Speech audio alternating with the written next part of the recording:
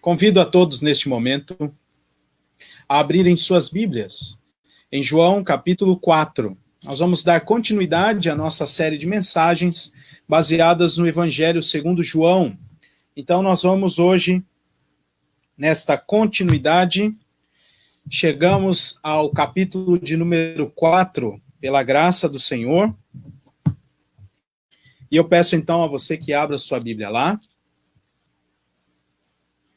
João capítulo 4, e nós faremos a leitura do trecho separado para a nossa edificação nesta noite, que está entre o versículo 1 e o versículo 26. Então, João 4, do 1 ao 26. Assim diz a palavra do nosso Deus. Quando, pois, o Senhor veio a saber que os fariseus tinham ouvido dizer que ele, Jesus, fazia e batizava mais discípulos que João, se bem que Jesus mesmo não batizava, e sim os seus discípulos. Deixou a Judéia, retirando-se outra vez para a Galiléia. Era-lhe necessário atravessar a província de Samaria. Chegou, pois, a uma cidade samaritana chamada Sicar, perto das terras que Jacó dera a seu filho José. Estava ali a fonte de Jacó. Cansado da viagem, assentara-se Jesus junto à fonte por volta da hora sexta. Nisto, veio uma mulher samaritana tirar água. Disse-lhe Jesus: dá-me de beber. Pois seus discípulos tinham ido à cidade para comprar alimentos. Então lhe disse a mulher samaritana: como sendo tu judeu, pedes de beber a mim, que sou mulher samaritana? Porque os judeus não se dão com os samaritanos. Replicou-lhe Jesus: se conheceras o dom de Deus, e quem é o que te pede, dá-me de beber, tu lhe pedirias, e ele te daria água viva. Respondeu-lhe a mulher: Senhor, tu não tens com o que atirar, e o poço é fundo. Onde, pois, tens a água viva? És tu, porventura, maior do que Jacó, o nosso pai, que nos deu esse poço, do qual ele mesmo bebeu, e bem assim seus filhos e seu gado? Afirmou-lhe Jesus: quem beber desta água tornará a ter sede. Aquele, porém, que beber da água que eu lhe der, nunca mais terá sede. Pelo contrário, a água que eu lhe der será nele uma fonte a jorrar para a vida eterna. Disse-lhe a mulher: Senhor, dá-me dessa água, para que eu não mais tenha sede, nem precise vir aqui buscá-la. Disse-lhe Jesus: vai, chama teu marido e vem cá. Ao que lhe respondeu a mulher: não tenho marido. Replicou-lhe Jesus: bem disseste, não tenho marido, porque 5 maridos já tiveste, e esse que agora tens não é teu marido. Isso disseste com verdade. Senhor, disse-lhe a mulher, vejo que tu és profeta. Nossos pais adoravam neste monte. Vós, entretanto, dizeis que em Jerusalém é o lugar onde se deve adorar. Disse-lhe Jesus: mulher, podes crer-me que a hora vem, quando nem neste monte, nem em Jerusalém adorareis o Pai. Vós adorais o que não conheceis. Nós adoramos o que conhecemos, porque a salvação vem dos judeus. Mas vem a hora, e já chegou, em que os verdadeiros adoradores adorarão o Pai em espírito e em verdade, porque são estes que o Pai procura para seus adoradores.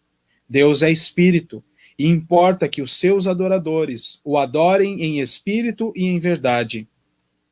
Eu sei, respondeu a mulher, que há de vir o Messias, chamado Cristo. Quando ele vier, nos anunciará todas as coisas. Disse-lhe Jesus: eu o sou, eu que falo contigo. Vamos orar mais uma vez. Ó Deus, acabamos de ouvir a tua voz, lida nas Escrituras. E te louvamos por ter este acesso, Senhor. Também te agradecemos porque o Senhor nos deu o teu Santo Espírito, que neste momento faz com que estas meras letras tornem-se palavra viva em nós, transformadora em nosso coração. Te agradecemos por isso e te pedimos que o Senhor ilumine o nosso entendimento neste momento, para que possamos entender, crer e praticar a tua palavra, para o louvor da tua glória e para a edificação da tua igreja, em nome de Jesus Cristo. Amém. Meus irmãos, chegamos ao capítulo 4, neste período grandioso de sinais que o Senhor Jesus realizou e sinais que foram registrados por João até aqui. Nós já passamos por aqueles momentos da Páscoa, perto da Páscoa, onde Jesus estava em Jerusalém. Passamos também por o último registro aqui no Evangelho de João sobre o último registro do testemunho de João Batista acerca de Jesus Cristo. Isso nós vimos na semana passada, onde João diz que Deus enviou o seu Filho e este Filho é o verdadeiro, não é? E quem o recebe tem a vida eterna. E versículo 36 aí do capítulo 3, está pertinho, você pode dar uma olhada. Quem crê nesse Filho tem a vida eterna, o que todavia se mantém rebelde contra o Filho não verá a vida, mas sobre ele permanece a ira de Deus. E então, há um momento importante nesta trajetória ministerial do Senhor Jesus Cristo, nesse ministério terreno, nesse seu estado de humilhação. Há um momento importante, uma transição aqui registrada por João, e nós vamos então observar algo bem semelhante que aconteceu lá no capítulo 3, quando Jesus recebe Nicodemos no meio da noite, e agora Jesus é quem encontra a mulher samaritana. Os irmãos que acompanharam, já estão acompanhando esta série desde o início, vão conseguir fazer alguns paralelos, eu espero, durante a mensagem de hoje. E nós estamos aqui neste momento. Eu queria que, ao longo do nosso caminhar na pregação de hoje, eu e você fizéssemos o exercício de nos lembrar do momento em que fomos convertidos pelo Senhor Jesus. Não um momento em específico, mas todo aquele processo que envolveu a nossa transformação. Desde o primeiro momento em que alguém nos falou sobre Jesus, aquela outra pessoa que nos amou muitíssimo e nos acompanhou naqueles passos iniciais, nos mostrando como ler a Bíblia, a sua eficácia, como orar. Lembre-se desse processo todo, como foi maravilhoso. Não quero que apenas nos lembremos das emoções que vivemos, né, nos momentos da nossa conversão, mas de todo o processo.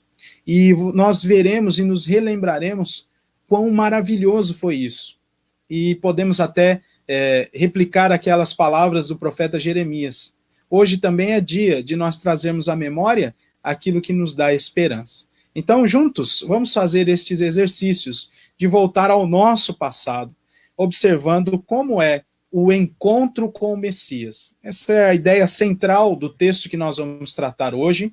É bem verdade que até o versículo de número 42 essa passagem de Jesus por Samaria, mas há outras coisas, outros detalhes que nós precisamos ver neste texto com maior tempo. Então eu separei. Na semana que vem, se Deus nos permitir, nós veremos a partir do versículo 27. Hoje, do versículo 1 do capítulo 4 até o 26, nós veremos como é este encontro e alguns detalhes do encontro com o Messias.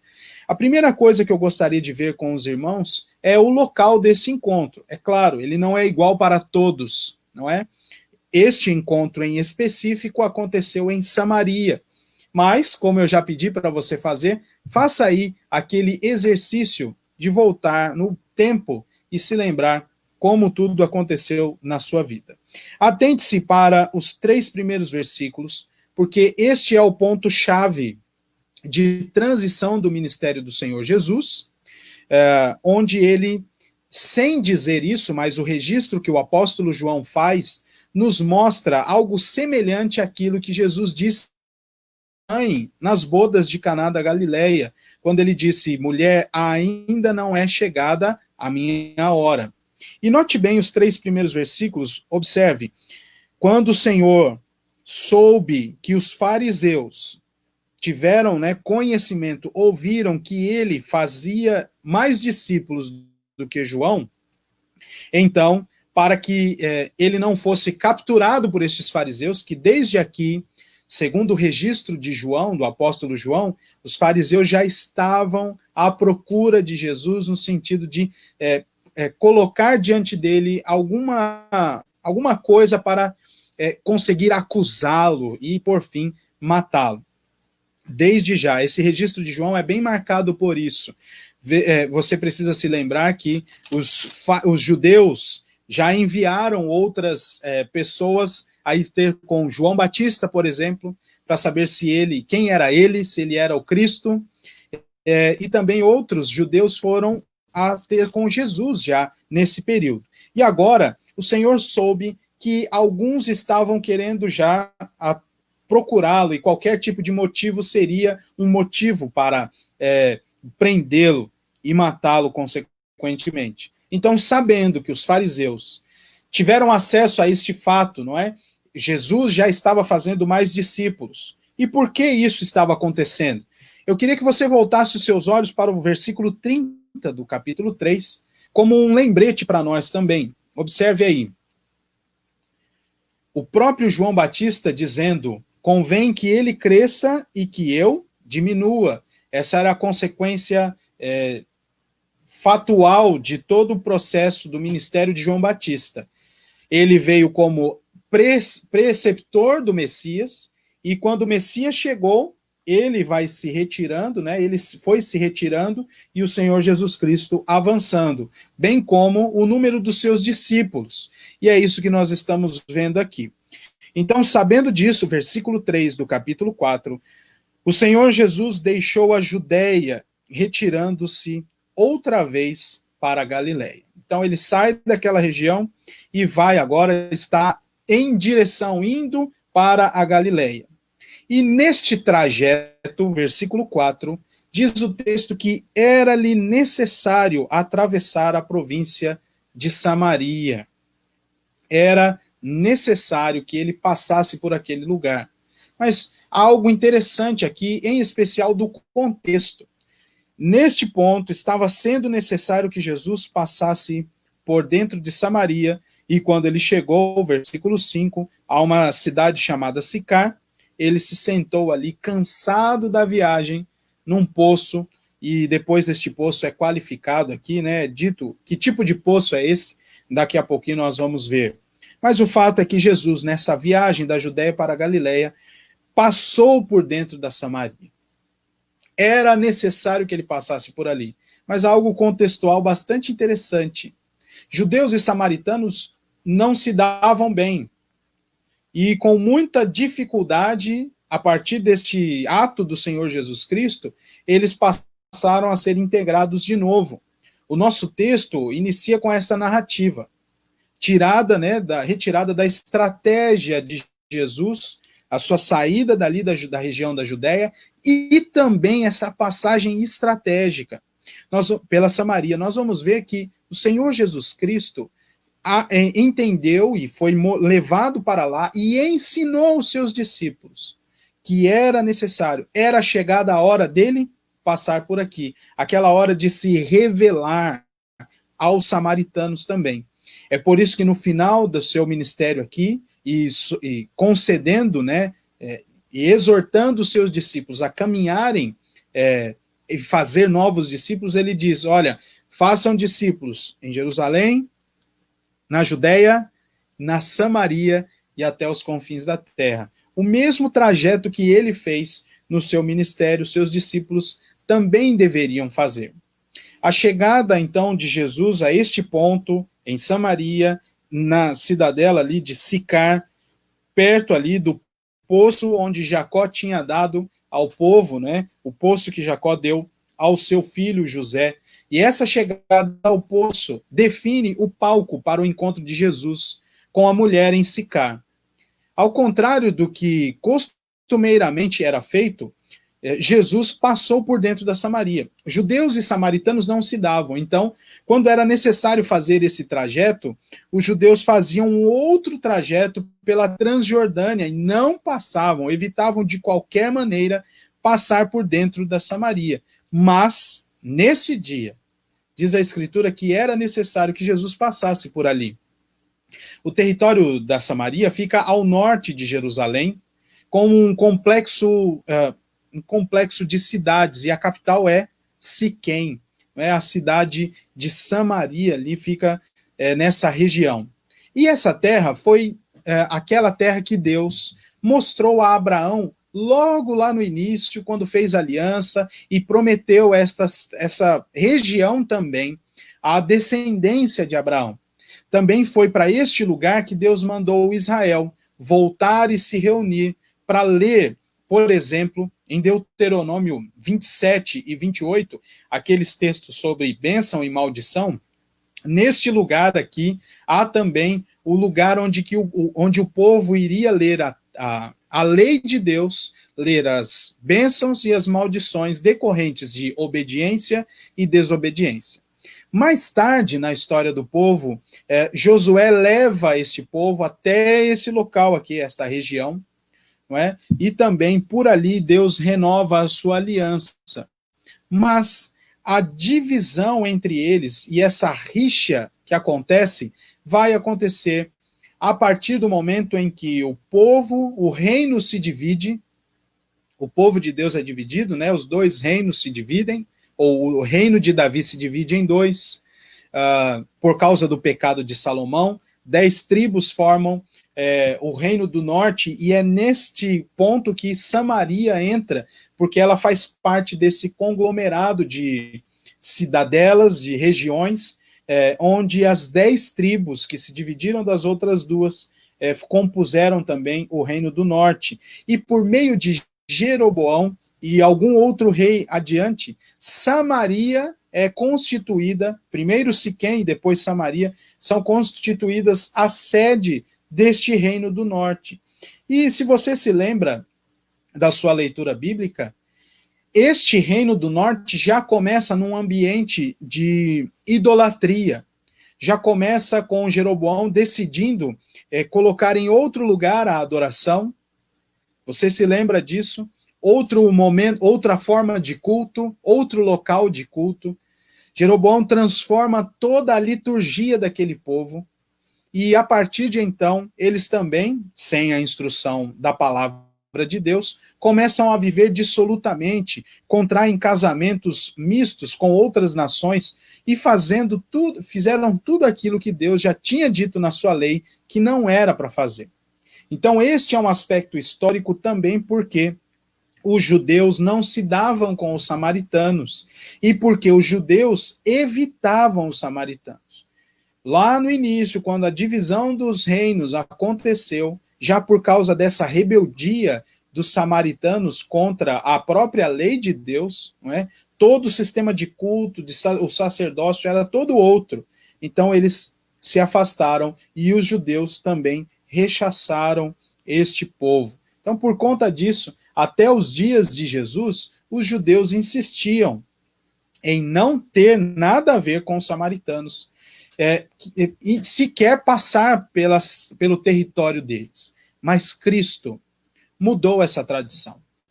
E como nós já vimos algumas coisas aqui, o Senhor Jesus Cristo, e outras tantas que nós veremos no futuro, o Senhor Jesus Cristo transforma qualquer situação para o louvor da glória dele. Pessoas que nós jamais imaginávamos que seriam salvas pelo Senhor Jesus Cristo, agora são. Porque ele não tem limites para conceder a sua graça. Não é por obras que alguém alcança a redenção do Senhor, mas é porque ele quer salvar esta e aquela pessoa. Independente da sua vida pregressa, independente da localidade onde vive, o Senhor Jesus vai operar a salvação por vontade dele, uma vontade santa, boa, perfeita e agradável. E é isso que João quer nos mostrar, inspirado pelo Espírito Santo, quando registra essa passagem obrigatória, por assim dizer, de Jesus por meio da Samaria. E então ele chega naquele lugar e encontra com a mulher, uma mulher que vinha de Samaria, chegando ali a Sicar e foi tirar água. Observe então o versículo de número 6, quando nós lemos que Jesus, cansado da jornada, daquela viagem, assentara-se junto à fonte por volta da hora sexta. E nisto, versículo 7, veio uma mulher samaritana tirar água. Então, meus irmãos, este é o ambiente onde o encontro com o Messias aconteceu. E lembre-se daquilo que aconteceu com você no momento da sua conversão. O encontro com o Messias é marcado também pela oferta da graça. A oferta da graça, e é uma graça eterna, como o Senhor Jesus vai nos mostrar aqui entre o versículo 7 e o versículo 15. Essa é a segunda coisa que eu gostaria que nós víssemos acerca do encontro com o Messias, não é? A oferta da graça de Deus. Observe aí no versículo de número 7. Jesus encontra-se com essa mulher que vinha de Samaria, chegando a Sicar para tirar água, e Jesus pede: dá-me de beber. E aí, na sequência, o João, um dos seus discípulos, que estava com Jesus nessa trajetória, sai dali, daquele lugar onde eles chegaram em Sicar, e vão comprar suprimentos, porque a viagem já estava longa, eles estavam cansados daquela viagem, e havia ainda uma trajetória até a Galileia. Então eles aproveitam neste local bem estratégico para também ir comprar suprimentos. Quando eles saem, Jesus fica a sós, a mulher vem e Jesus então aproxima-se da mulher pedindo água para beber. E aqui duas coisas eu gostaria de dizer. Meus irmãos, a salvação sempre parte de Deus para o homem e nunca do homem para Deus. É sempre o Senhor que vai ao encontro daquele que ele escolheu, aquele que ele amou antes da fundação do mundo. E foi assim conosco. O Senhor veio ao nosso encontro, despertou todos os nossos sentidos espirituais, plantou em nós a fé pela ação do Espírito Santo, nos concedeu o seu Espírito Santo. E por meio dessa ação regeneradora, nos fez olhar para ele e desejá-lo, desejar viver com ele, agradá-lo. E aí então nós começamos a participar dessa caminhada. Mas até este momento, nós não somos participantes da regeneração. Ela é única, feita pelo Senhor. E olha só que interessante como isso fica claro para nós aqui. É o Senhor quem procura essa mulher. É o Senhor quem faz este contato, quem vai a ela e diz: dá-me de beber. É claro, tem toda a questão contextual, ele estava cansado, aqui também nós podemos ver, não é? A natureza humana do Senhor Jesus Cristo, ele estava cansado da viagem, sedento, e pediu água para beber. Mas, meus irmãos, o relato que temos diante de nós não é apenas um relato de histórias, não é uma história em quadrinhos, uma história de conto de fadas. Aqui o que vai acontecer é a ação poderosa do Deus conosco, do Messias, do totalmente Deus e totalmente homem, aproximando-se de alguém que vai oferecer também salvação a este alguém. Nós não podemos fechar nossos olhos para isso. E também ver essa dinâmica da salvação. É o Senhor Jesus que vai e diz à mulher: dá-me de beber. Aqui também há um outro aspecto bastante interessante, que é essa forma pedagógica do Senhor Jesus fazer as coisas, não é? Ele é mestre nisso. Ele utiliza as circunstâncias, ele aproveita aquela oportunidade, ou ele, melhor dizendo, né, ele cria aquela oportunidade para que então a conversa seja num nível claro. Ele vai oferecer a salvação, ele vai ofertar a graça eterna a esta mulher. E ele começa falando num nível que ela entende. ela está vindo tirar água. E ele começa por aí: me dá dessa água. E o versículo 9 tem a resposta da mulher, observando também todo aquele amparo, né, aquele apoio contextual que nós já vimos um pouco da relação entre judeus e samaritanos. Veja só a resposta dessa mulher. Então disse a mulher samaritana: como sendo tu judeu, pedes de beber a mim, que sou mulher samaritana? E aqui tem uma explicação de João dizendo porque os judeus não se dão com os samaritanos. E quando João escreve essa explicação, ele também observa o fato de que ele utiliza aqui uma palavra que também pode ser entendida por vasos, não é? Que os judeus não utilizam os mesmos vasos que os samaritanos. Então, quando a mulher responde isso, ela também não apenas aponta para o fato de ela ser uma mulher samaritana conversando com o judeu e o judeu pedindo coisas para ela, mas é que também, por causa de todo o contexto histórico, um judeu jamais tomaria água num vaso de um samaritano, por causa das impurezas que os judeus entendiam que os samaritanos carregavam em si, nos seus utensílios e coisa desse tipo. Então, há aqui uma questão não apenas contextual e sociológica, como muitos querem dizer na atualidade, né? Porque Jesus encontrou ali com a mulher, ele não poderia falar com uma mulher. Não é só isso, nós não podemos limitar aqui este evento. Mas há também a questão contextual e nós precisamos nos colocar firmes diante disso. E aí, olha só o que Jesus vai replicar àquela moça. Observe que interessante. Jesus diz: se você conhecesse o dom de Deus, a graça, a gratuidade de Deus que é oferecida aos homens, não é? A graça eterna que será oferecida a ela também. Se você conhecesse o dom de Deus e quem é o que te pede, dá-me de beber, tu lhe pedirias e ele te daria água viva. E a mulher não entende muito bem o que está acontecendo, é claro, ela já está, como os jovens diziam tempos atrás, né? Ela já está em choque aqui, porque o Senhor vai direto ao ponto. Ele começa com uma palavra, utilizando toda aquela circunstância, de uma maneira que aquela pessoa vai ficar impactada por tudo aquilo que vai acontecer. Então ele chama, pede água, já é totalmente estranho o que está acontecendo, e agora ele diz: se você conhecesse o dom de Deus, e quem é que está te pedindo água, você pediria água, e eu daria água viva a você. E aí a mulher não entende e diz: Senhor, você não tem nem com o que tirar a água do poço, e o poço é fundo. Onde, pois, tem água viva?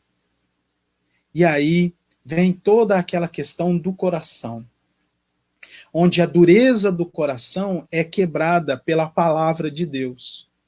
Esta mulher responde ao Senhor Jesus Cristo totalmente incrédula até aqui, mas continua o diálogo porque já está sofrendo a ação do Espírito Santo. E veja só como ela vai dizer: olha, você é maior do que Jacó, o nosso pai? Você é superior a essas coisas? Ela depositava sua confiança em algo muito antigo, numa tradição apenas. O poço era de Jacó. Jacó deu o poço ao seu filho José. E isso correu como uma tradição ao longo do tempo. E o Senhor Jesus Cristo vem também, por sua palavra, quebrar as tradições. E ele vai mostrar isso ao longo do tempo. Mas a mulher responde a ele e diz: você é maior que Jacó? Jacó deu esse poço a nós. Ele bebeu dessa água. Seus filhos beberam dessa água. Seus animais, o seu rebanho, não é? Bebeu dessa água. A palavra que João utiliza aqui nos aponta a ideia de pecuária, né? Bem mais amplo, não apenas a questão aqui de animais, mas a ideia de gado, mas em grande quantidade, né? E nós sabemos que Jacó teve grande quantidade de animais, não é? Então, eles todos beberam e essa fonte nunca secou. E aqui estou eu, depois de muito tempo, e esta fonte ainda está dando água, e eu venho aqui todo dia. Você é maior que Jacó? Você vai me dar algo mais do que isso? Em outras palavras, é isso que a mulher está perguntando a Jesus. E aí o Senhor Jesus começa a destruir todo aquele coração petrificado pela rebeldia. E aí ele vai e diz o seguinte no versículo 13: quem beber desta água tornará a ter sede. E aqui as coisas parece que aquela velocidade parece que diminui. Tente imaginar isso. Porque aquela mulher vai dizer, por exemplo, no versículo 15, que ela continuava indo àquele lugar, buscando água, porque ela tinha sede. E agora Jesus oferece algo que terminaria com esta busca constante dela pela água. Jesus diz: eu vou dar água, e esta água vai ser uma água de fonte a jorrar, versículo 14, e quem tomar desta água jamais terá sede. Mas quem tomar desta água deste poço aqui, de Jacó, vai ter sede de novo. No versículo 14 ele diz: porém, quem beber da água que eu lhe der, jamais terá sede. E a mulher então responde: me dá dessa água. Senhor, me dá desta água, para que eu não tenha mais que vir aqui e também que eu não mais tenha sede. E aqui, meus irmãos, observe que algo bastante interessante ocorre. E isso aconteceu conosco. E nós precisamos nos lembrar.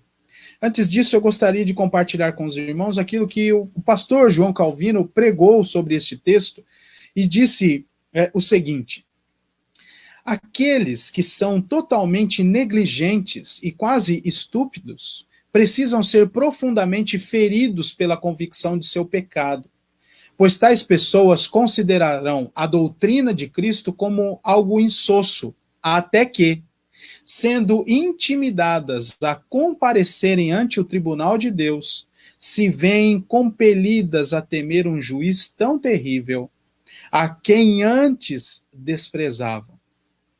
Há um anseio por naquela alma daquela mulher samaritana. Ela não queria mais ter que fazer aquilo toda vez. Isso fica claro quando ela ouve de Jesus as palavras: quem beber da água que eu der jamais terá sede. E então ela diz: eu quero, me dá dessa água, para que eu não tenha mais sede, não tenha mais que vir aqui. E aqui nós temos uma aplicação para nós. Pensemos, meus irmãos, e lembremos também do nosso momento de salvação, né, de regeneração, de conversão. Os eleitos de Deus, que ainda não se curvaram aos pés da cruz, mas eles foram eleitos antes da fundação do mundo, eles estão por aí. Estes eleitos de Deus estão procurando redenção para si. Lembre-se do seu passado e como você procurava preencher um vazio no seu coração. Procurava um descanso para sua alma em várias coisas, em várias tentativas. Mesmo antes da conversão, a sua alma é inquieta e vive à procura de descanso. Mais adiante, ficará mais claro que tanto essa mulher samaritana, quanto outros samaritanos que vão vir ter com Jesus, eles conheciam também a promessa do Messias. E muitos, por mais negligentes que sejam e rebeldes que sejam, têm algo em seu coração que lhes incomoda. A lei de Deus que está inscrita em seus corações aponta para a necessidade de uma redenção. Mas por sua rebeldia, esses homens e estas mulheres tentam prover a redenção sozinhos para si próprios. Muitos estão à procura, e nós, os salvos que já passaram por essa transformação, temos a resposta. Nós precisamos apresentar o Messias Redentor. Essa mensagem que transforma o coração e dá descanso para a alma. Nós temos como chegar a estas pessoas e dizer: olha, nós sabemos a fonte, onde está a fonte de água viva. Nós sabemos a fonte que produzirá em seu coração a satisfação, para que você não fique mais andando por aí à procura de algo que você não vai conseguir produzir sozinho.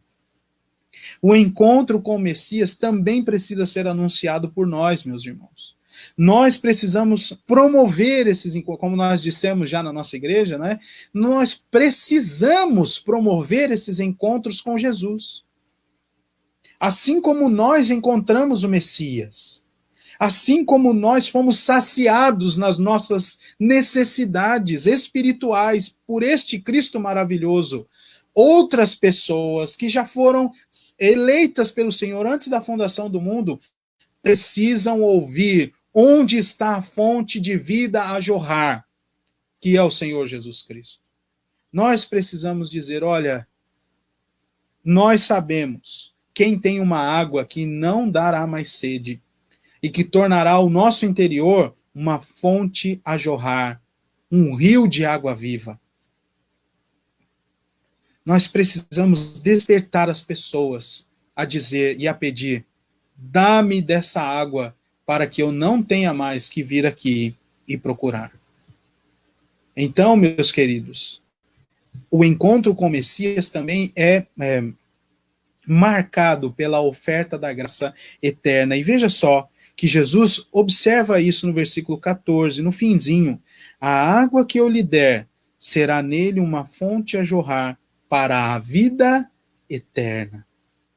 Que maravilhosa esta promessa, da qual eu e você, transformados pelo Espírito Santo de Deus, já podemos desfrutar. Entretanto, meus irmãos, este encontro com o Messias, além de ser marcado pela oferta da graça, é também marcado pelo confronto com o nosso pecado. Lembre-se aí como foi complicado aquele primeiro momento onde você precisou até mesmo abrir mão de práticas que você gostava antes, para que o seu viver, novo viver, fosse adequado com o Deus Santo que te chamou. Lembre-se disso. Observe então o verso 16, entre o versículo 16 e o versículo 18, quando nós vemos o Senhor Deus então confrontando este pecado da mulher, o pecado da mulher. Olha só, ela acabou de dizer, dá-me desta água, no versículo 15, para que eu não mais tenha sede, nem precise vir aqui buscá-la. E aí o Senhor Jesus Cristo diz, vai, chama teu marido e vem cá. E aí ela respondeu, não tenho marido. E Jesus vai dizer, bem disseste, não tenho marido. Porque 5 maridos já tiveste, e esse que agora tens não é teu marido. Você disse isso com verdade. Jesus aqui não está mudando de assunto apenas para bagunçar a cabeça da mulher. O Senhor Jesus Cristo é objetivo em sua obra. E o Senhor Jesus Cristo oferta a graça. Mas o Senhor Jesus Cristo transforma por completo a vida. Ele alcança o mais profundo do coração. Ele sonda os corações. E ele purifica os corações dos seus pecados. Mas é necessário que este salvo reconheça-se pecador diante de Cristo, peça perdão, confesse os seus pecados, para que então tenha acesso às bênçãos decorrentes da obediência. O Senhor Jesus Cristo, ao ouvir a mulher dizer, dá-me desta água, ele responde, eu vou te dar. Mas, e como é que está a sua situação aqui? Jesus confronta o pecado daquela mulher. Ela tem uma vida imoral neste sentido. Já teve 5 maridos. E agora o que ela está vivendo não é marido dela. E o Senhor Jesus coloca isso como limite. É necessário reconhecer este pecado, confessar este pecado diante do Senhor. E ele, então, mais uma vez, o Senhor Jesus toma a dianteira neste diálogo e diz, quer desta água? E este problema aqui? Precisamos solucionar. Não dá para continuar com este problema. E então ele confronta a mulher no seu pecado. Da mesma maneira que ele fez conosco. E observe como isso vai dar novos rumos à conversa. Ainda que a mulher tente mudar de assunto, o Senhor Jesus continua dando ritmo a esse diálogo, produzindo um caminho para a salvação, que será observado mais adiante, em especial no texto que nós ouviremos na semana que vem. Mas note, isso precisa ficar muito claro. Este encontro com o Messias também é marcado com o confronto com o pecado que ele faz conosco. E aqui nós temos uma aplicação para nós. Não podemos ser condescendentes com os pecados daqueles a quem evangelizamos. Lembre-se disso. Muitas vezes nós queremos fazer discípulos e chamar pessoas e falar do evangelho para essas pessoas, mas não temos a mesma disposição para obedecer o Senhor e apontar o pecado dessas pessoas a quem nós estamos discipulando. E aí nós criamos até mesmo, meus irmãos, e esse é um grande perigo, uma falsa esperança, uma falsa realidade para essas pessoas. Quando nós não apontamos com amor, com sabedoria, mas quando nós não apontamos o pecado dessas pessoas, que não agradam o Senhor Deus e que são impeditivos para uma nova vida, quando nós não fazemos isso, nós estamos negligenciando a nossa atividade como discipuladores, né, de fazer discípulos para o Senhor Jesus Cristo. Quando nós não apontamos o pecado e deixamos que aquela pessoa continue a viver naquela vida, esperando que um dia alguém faça alguma coisa por ela, nós estamos colocando essa pessoa em grave perigo. Estamos ali interrompendo até mesmo que ela receba mais bênçãos desse Deus que nós anunciamos. Você já deve ter visto muita gente que teve o primeiro contato com o evangelho, mas não tem mudança de vida. Às vezes nós mesmos nos calamos, mas não podemos nos calar, meus irmãos. É apontar com amor, baseado nas escrituras. Pessoas que tinham vícios antes da conversão, depois de gostarem, né, de ouvirem a voz do evangelho, precisam abandonar os seus vícios. Pessoas que gostaram de ouvir a voz do evangelho, mas que tinham uma vida de outro tipo de religiosidade, que se entregavam à veneração de santos ou à adoração de outros santos, que se entregavam à busca por uma aura espiritual. Essas pessoas precisam abandonar essa vida. Pessoas que gostaram de ouvir o evangelho por meio de nosso mesmo, da nossa atividade ministerial, por assim dizer, mas que têm uma vida dissoluta de vícios, precisam abandonar essas coisas.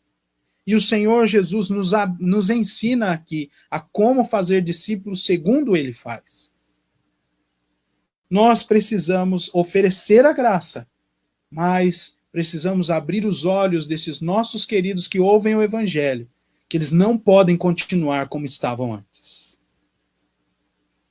E o Senhor Deus nos dá graça para fazer isso, assim como mesmo o Senhor Jesus Cristo fez aqui. Não dá para continuar. Quais foram os pecados que foram confrontados por Cristo quando nós fomos chamados ao evangelho? Lembre-se. Quais são os pecados que ele, pela ação do Espírito Santo, continua a confrontar em nós? Isso é uma vida constante de aperfeiçoamento à imagem de Cristo, de confissão de pecados, de abandono do pecado. Isso é constante até a volta de Cristo, meus irmãos. E como nós podemos negligenciar esta bênção àqueles que nós evangelizamos? Não podemos fazer isso.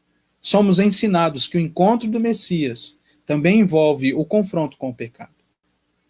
E como consequência disso, o encontro com o Messias também é marcado pela adoração transformadora. E aqui nós vamos para a parte final do nosso texto, a partir do versículo 19.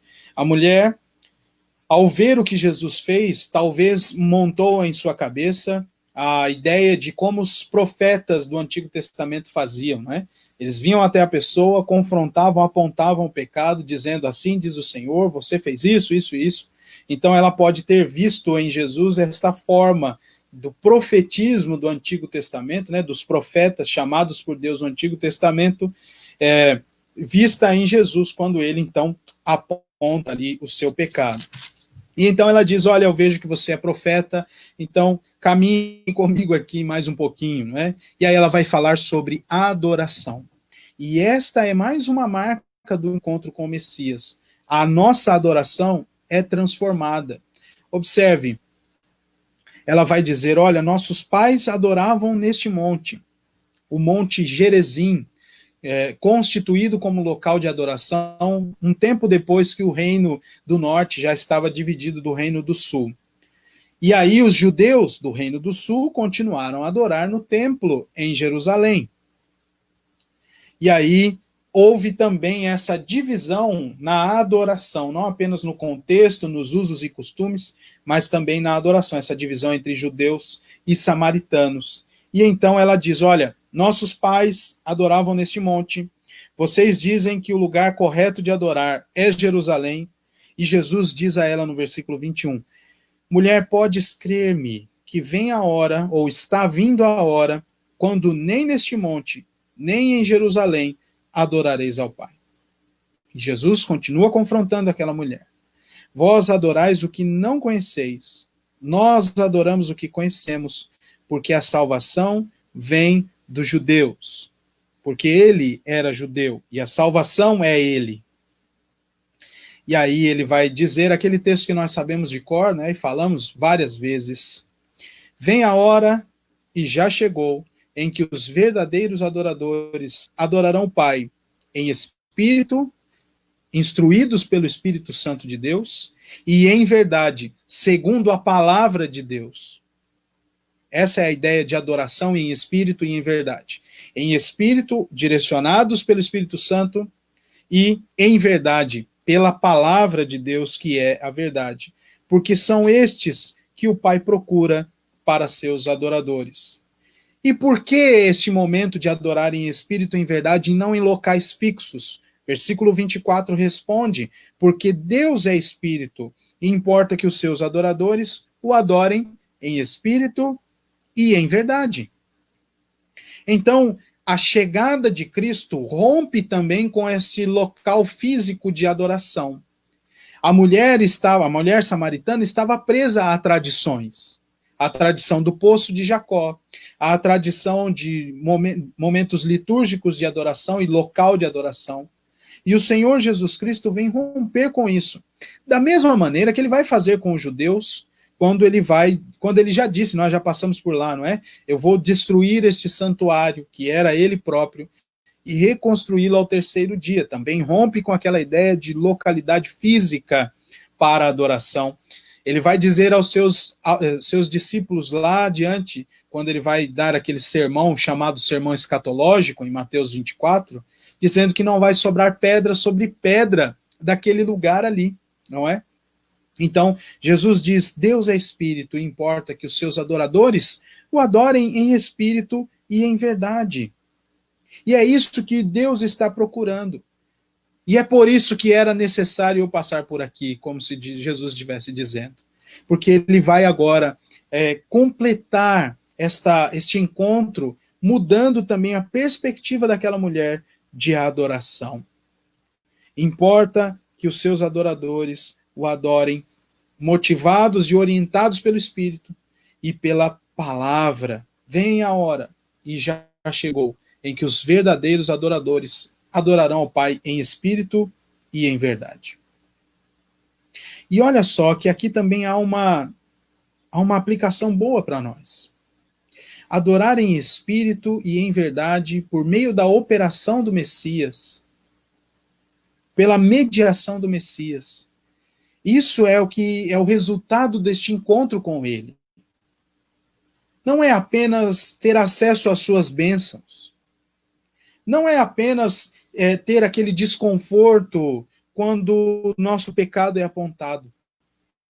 Mas é também, em especial, este novo ambiente para a adoração. Sem limites físicos, mas sabendo que nós podemos agora adorar a Deus em espírito e em verdade. A mulher samaritana vai terminar esse texto falando alguma coisa interessante para Jesus. E Jesus responde essa mulher de maneira belíssima.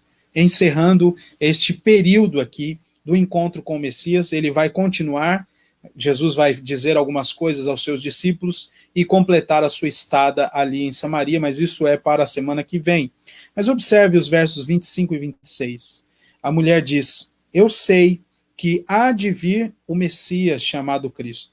Por isso que eu disse lá atrás que as pessoas, os eleitos de Deus, ainda que estejam na sua fase de rebeldia contra Deus, que não tiveram ainda o processo de transformação no coração, estão esperando a vinda da redenção, seja ela como for. Eles nem têm muita informação de como é. É por isso que eles estão procurando redenção. E essa mulher nos mostra isso também. Eu sei que há de vir o Messias chamado Cristo.